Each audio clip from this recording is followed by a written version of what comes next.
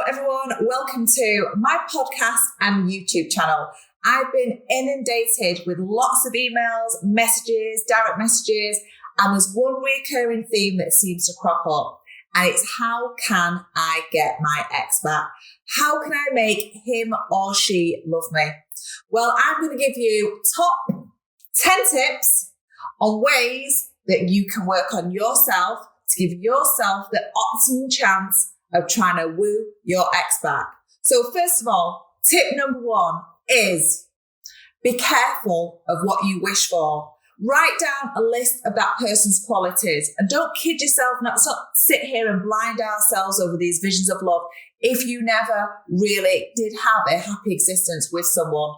Never be a fool. So write down a piece of paper exactly what that person brought to your life, because ultimately, if you're trying to bring someone back who did nothing but drag you down, make you feel like shit about yourself, give you no self-worth, no self-confidence, I tell you what, sweetheart, you are well rid of him or she. So first things first is be careful what you wish for. If you are wanting to bring that person back who made your life feel complete for the right reasons, then please write down that list, look at the pros, look at the cons, and make an informative decision. Not an emotional one, an informative decision, black and white. Point 2, do not be a psycho stalker. Nobody likes an ex that stalks them. It's not very attractive. The only person you are hurting is yourself.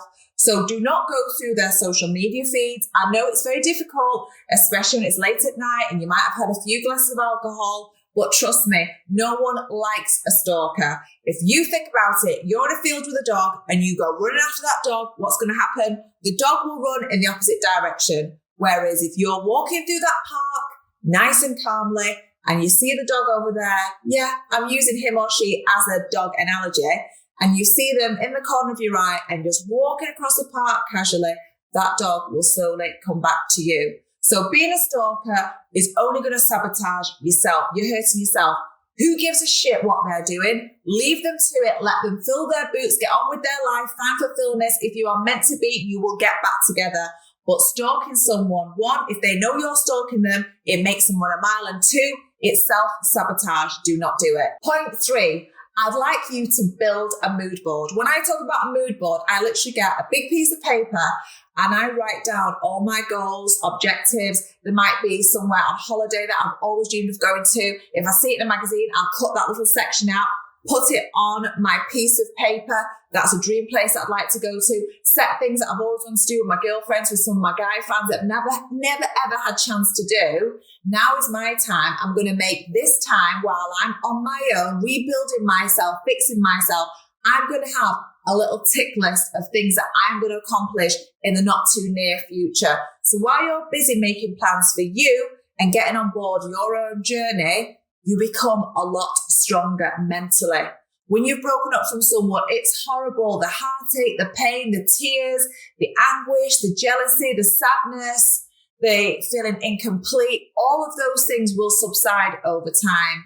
But one thing you cannot stop doing is living your own life. And we have to have things to look forward to. You have to make this shit happen in your life. There's only you that has control over your life and what you do. So get your mood board out. All the things you dreamed of doing, whether it's losing weight, taking up a new activity, learning a language, spending more time with your girlfriend, spending more time at home with your children, being a better person, you are starting to rebuild yourself from the inside out. Yeah?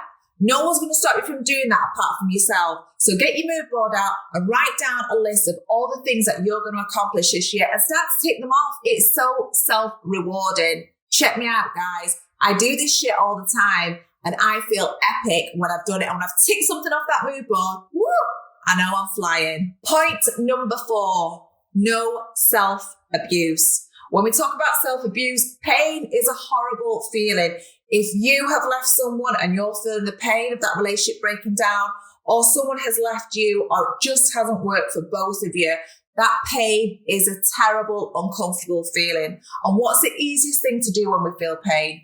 We look at ways to suppress it.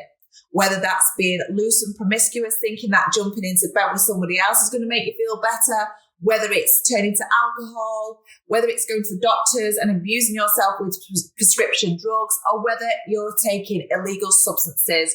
I know it's very difficult. We have all been there, and it's a form of self-sabotage. Please don't do it. It's not attractive. And when you behave in that way, yet again, there's only one person you are hurting. You are hurting yourself. The way to get over a breakup is to build a strong mind and mentality. Start to build your own life. Do not be codependent. Being codependent on anyone. If I could educate people at schools from a very, very young age, having someone in your life is wonderful if they bring joy and happiness into your life overall. But to be codependent where you feel that you can't stand up without that person, you can't go to sleep without that person, is a very, very dangerous place to be in. So you have to start building your own structure, your own circle of friends, your own tower of strength, your own inner strength. That takes time. It's a journey, and I'm constantly working on myself every day. But I know when I've gone down those roads or those avenues of self-abuse, trying to make myself feel better, trying to get over someone, the only person you are hurting is yourself. And sometimes you wake up in the morning and think, shit, did I really do that? Shit, did that really make me feel better? No, it didn't. And if your ex gets wind of all this behavior and self-abuse, trust me, you would run the other mile if you were him or her, because it's not attractive. I tell you what's attractive is seeing someone getting on with their own shit, looking and feeling fabulous and rocking it. That's what's attractive. And that's what will draw me back to wanting to get back with my ex if I saw them rocking it in a healthy state of mind. So no self-abuse, guys. Number 5, this links on from point number 4. We don't do drunken or drugged-fueled messages. We know what happens. Once you start on the drink, we start to get very mollycoddle. We start to get very reminiscent of the past, and we send silly messages.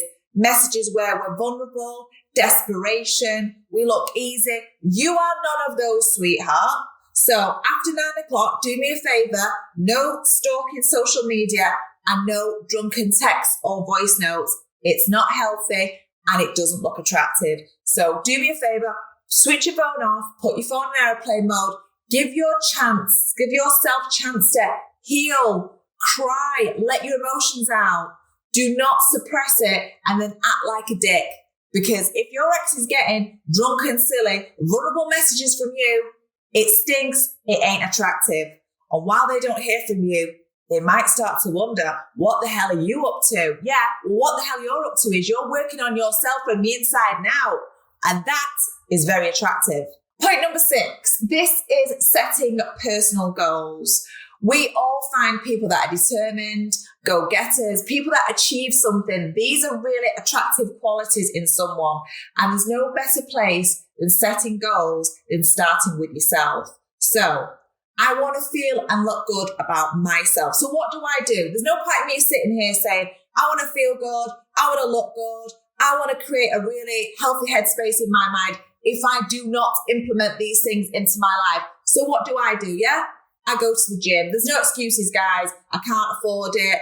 I've got too many children, too many things that come in the way of exercise. Not at all. If you've got access to the internet, or if you can listen to the radio and you can even dance around your room while you're doing the hoovering, or you can do half an hour of putting YouTube on and doing some stretches, or even going for a walk with some ankle weights around your ankles for 30 minutes a day. There's no reason why you cannot move your body and exercise. There is no reason whatsoever. And with exercising, it releases those endorphins. You start to feel good about yourself. You're doing something in your day that gives you self-satisfaction. For me, that is so important to move my body massively. Some days have more energy than others. Some days I'm struggling for time. But even if it's 15 minutes, it's something that I've done to make me feel good about myself. Second thing, I like to groom myself. Yeah, I like to shampoo and blow my hair. I like to put my makeup on. Everyone has different things. Maybe it's meditation. Maybe it's talking to a really good girlfriend, but doing something that makes you feel good about you. And it's not about external sources or being reliant on anybody else. It's things that you do for yourself that make you feel good. And it's not self-abuse or self-sabotage. So it's setting personal goals. So for me, when I go through a breakup, I throw myself into fitness. I throw myself into meditation. I go to the Buddy Centre a lot more to work on my mindset. These are all personal goals. It's character building. It's strength building. And the byproduct is you end up looking and feeling fantastic. Yeah. So set your own personal goals. Point number 7. Do me a favor. We all do it. And what do? We get on the phone and we ask the whole world their opinion.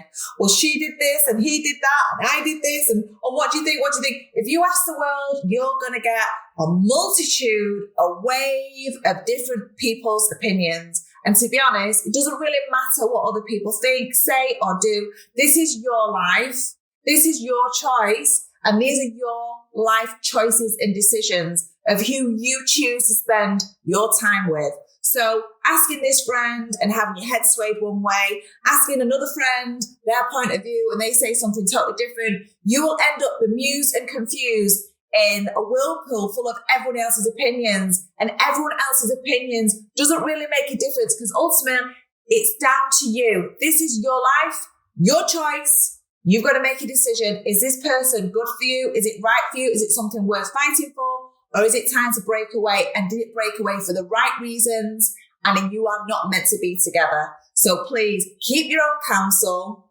Go through that process of grieving, inner strength, setting goals, getting and being together, working from yourself inwards.